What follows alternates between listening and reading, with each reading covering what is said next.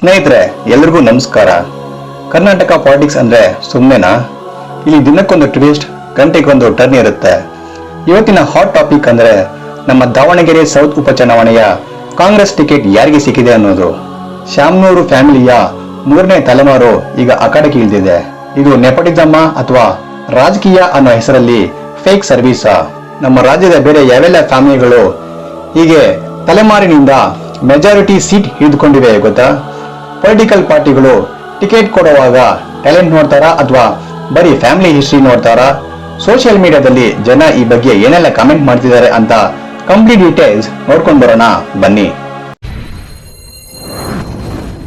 ಸ್ನೇಹಿತರೆ, ದಾವಣಗೆರೆ ಅಂದ್ರೆ ಮೊದಲು ನೆನಪಾಗೋದು ಬೆಣ್ಣೆ ದೋಸೆ, ಆಮೇಲೆ ನೆನಪಾಗೋದು ಶಾಮನೂರು ಫ್ಯಾಮಿಲಿ ಅಲ್ವಾ?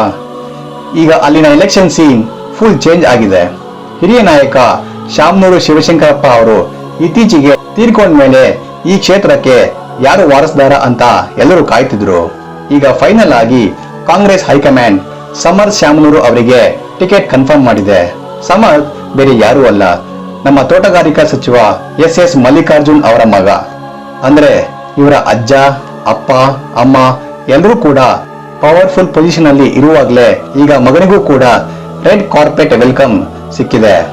ಮೊದಲು ಸಮರ್ಥ್ ಅವರು ಪಕ್ಷೇತರವಾಗಿ ನಾಮಪತ್ರ ಸಲ್ಲಿಸಿದ್ರು, ಆದ್ರೆ ಈಗ ಅಧಿಕೃತವಾಗಿ ಕಾಂಗ್ರೆಸ್ ಕೈ ಹಿಡಿದಿದೆ. ಈ ಡೆವಲಪ್ಮೆಂಟ್ ನೋಡ್ತಿದ್ರೆ ದಾವಣಗೆರೆ ಸೌತ್ ಅಂದ್ರೆ ಅದು ಶಾಮನೂರು ಫ್ಯಾಮಿಲಿ ಕೋಟೆ ಅಂತ ಮತ್ತೆ ಪ್ರೂವ್ ಆಗಿದೆ.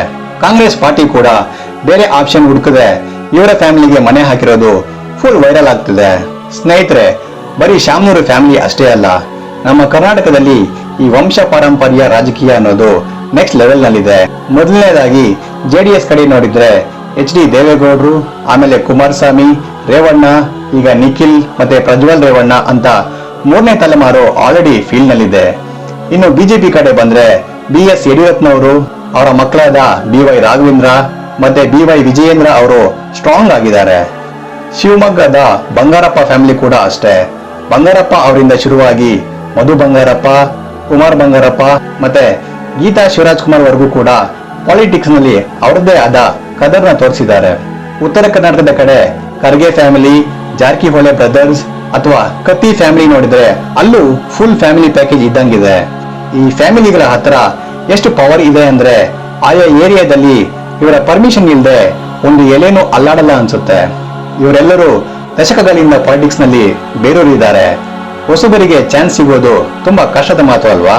ಸ್ನೇಹಿತರೆ, ಈಗ ಜನ ಕೇಳ್ತಿರೋ ಮೇನ್ ಕ್ವಶನ್ ಏನಪ್ಪಾ ಅಂದ್ರೆ, ಇದು ನಿಜವಾದ ಜನಸೇವೆಯೋ ಅಥವಾ ತಮ್ಮ ಆಸ್ತಿ ಮತ್ತೆ ಹೆಸರನ್ನ ಉಳಿಸ್ಕೊಳ್ಳೋ ಟ್ರಿಕ್ಸಾ ಅಂತ.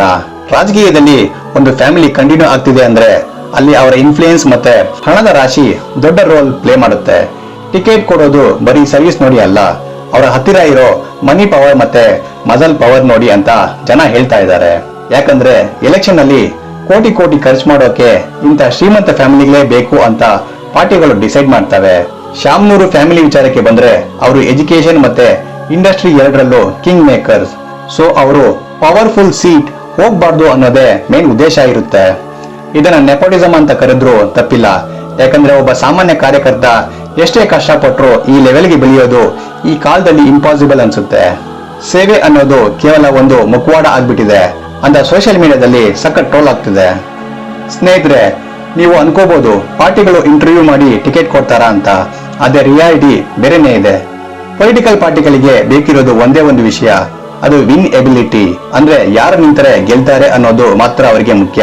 ಇಲ್ಲಿ ಫ್ಯಾಮಿಲಿ ಹಿಸ್ಟ್ರಿ ಯಾಕೆ ಅಡ್ವಾಂಟೇಜ್ ಆಗುತ್ತೆ ಅಂದ್ರೆ ಆ ಫ್ಯಾಮಿಲಿಗೆ ಆಲ್ರೆಡಿ ಒಂದು ವೋಟ್ ಬ್ಯಾಂಕ್ ಸೆಟ್ ಆಗಿರುತ್ತೆ. ಈಗ ಸಮರ್ಥ್ ಶಾಮನೂರು ಅವರಿಗೆ ಟಿಕೆಟ್ ಕೊಟ್ಟಿದ್ದರ ಹಿಂದೆ ಅವರ ಅಜ್ಜ ಶಾಮನೂರು ಶಿವಶಂಕರಪ್ಪ ಅವರು ದಶಕಗಳಿಂದ ಕಟ್ಟಿರೋ ಫ್ಯಾಮಿಲಿ ನೆಟ್ವರ್ಕ್ ಕಾರಣ. ಪಾರ್ಟಿಗಳು ಹೊಸಬರ ಮೇಲೆ ರಿಸ್ಕ್ ತಗೊಳ್ಳಕ್ಕೆ ರೆಡಿ ಇರಲ್ಲ. ಯಾಕಂದ್ರೆ ಎಲೆಕ್ಷನ್ ಅಂದ್ರೆ ಅದು ಬಿಸ್ನೆಸ್ ಇದ್ದ ಹಾಗೆ. ವಂಶ ಪಾರಂಪರ್ಯವಾಗಿ ಬರೋ ಅಭ್ಯರ್ಥಿಗಳಿಗೆ ಜನ ಕೂಡ ಸುಲಭವಾಗಿ ಕನೆಕ್ಟ್ ಆಗ್ತಾರೆ.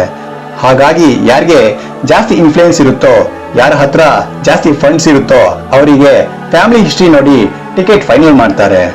ಸ್ನೇಹಿತರೆ, ಇವತ್ತಿನ ಡಿಜಿಟಲ್ ಯುಗದಲ್ಲಿ ಏನು ಮುಚ್ಚುಡಕ್ಕೆ ಆಗಲ್ಲ. ಸೋಷಿಯಲ್ ಮೀಡಿಯಾದಲ್ಲಿ ಜನ ಫುಲ್ ಆಕ್ಟಿವ್ ಆಗಿದ್ದಾರೆ. ಸಮರ್ಥ್ ಶಾಮನೂರು ಅವರಿಗೆ ಟಿಕೆಟ್ ಘೋಷಣೆ ಆಗ್ತಿದ್ದಂತೆ ಫೇಸ್ಬುಕ್, ಟ್ವಿಟರ್ ಮತ್ತೆ ಇನ್ಸ್ಟಾಗ್ರಾಮ್ ನಲ್ಲಿ ಕಮೆಂಟ್ಸ್ ನ ಸುರಿಮಳೆ ಆಗ್ತಿದೆ. ಕೆಲವರು ದಾವಣಗೆರೆ ಅಂದ್ರೆ ಶಾಮನೂರು ಅಷ್ಟೇ ಅಂತ ಸಪೋರ್ಟ್ ಮಾಡ್ತಿದ್ರೆ, ಇನ್ನು ಕೆಲವರು ಸಾಮಾನ್ಯ ಕಾರ್ಯಕರ್ತರು ಬರೀ ಬಾವುಟ ಹಿಡಿಯಕ್ಕೆ ಅಷ್ಟೇನಾ ಅಂತ ಕಿಡಿಕಾರ್ತಾ ಇದ್ದಾರೆ. ಕಾಂಗ್ರೆಸ್ ಅಂದ್ರೆ ಕೈ, ಅದು ಶಾಮನೂರು ಫ್ಯಾಮಿಲಿ ಮೈ ಅಂತ ಮೀಮ್ಸ್ ಹರಿದಾಡ್ತಿದೆ. ಇವತ್ತಿನ ಯೂತ್ ಈ ನೆಪೋಟಿಸಂ ಬಗ್ಗೆ ಸಖತ್ ಬೇಸರಗೊಂಡಿದ್ದಾರೆ. ಯಾಕಂದ್ರೆ ಮೆರಿಟ್ ಮೇಲೆ ಯಾರಿಗೂ ಚಾನ್ಸ್ ಸಿಗ್ತಿಲ್ಲ ಅನ್ನೋದೇ ಇವರ ಕಳವಳ.